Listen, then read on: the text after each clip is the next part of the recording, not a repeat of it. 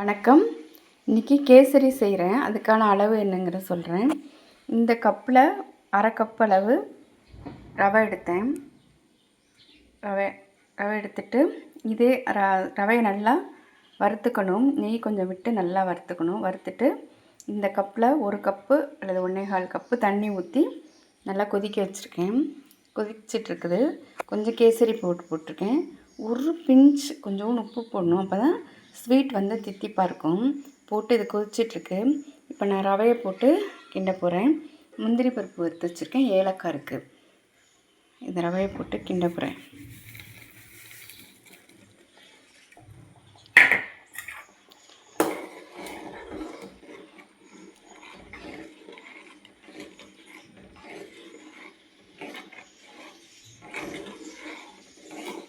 நல்லா கொதித்து நல்லா ரவை வெந்தோடனே அப்புறம் வந்து சுகர் சேர்க்கணும்.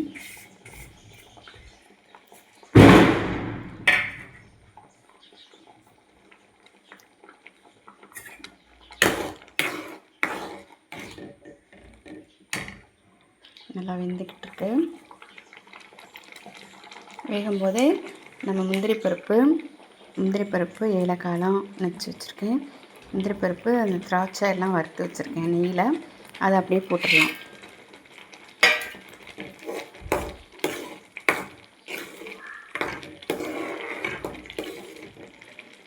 ரவை கொஞ்சம் வெந்த பிறகு தான் நம்ம வந்து சீனி சேர்க்கணும். அப்போ தான் கொஞ்சம் வேகும். இல்லாட்டினா ஒரு மாதிரி வேகாத மாதிரி வெள்ளை வெள்ளையாக இருக்கிற மாதிரி இருக்கும். கொஞ்சம் வெந்துருச்சு நல்லா. இப்போ நம்ம வந்து சீனி சேர்த்துடலாம். அரை கப்பு.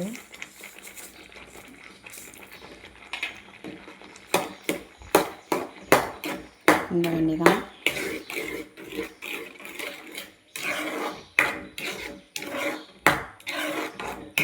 கொஞ்சம் தண்ணி விட்ட மாதிரி வரும்.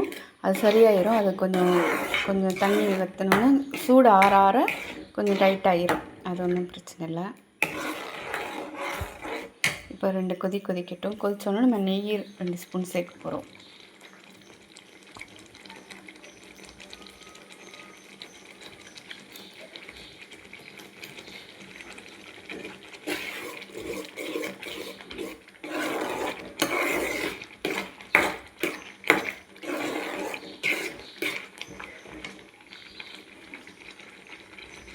நல்லா வெந்துருச்சு.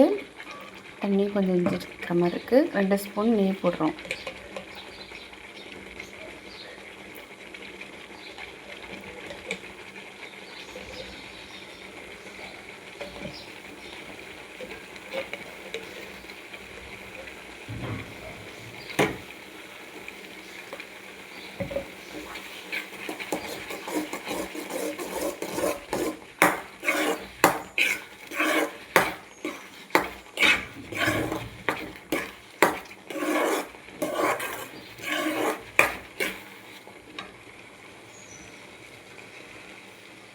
அவ்வளோதான், சுவையான கேசரி ரெடி. ஸ்டவ் ஆஃப் பண்ணிடலாம்.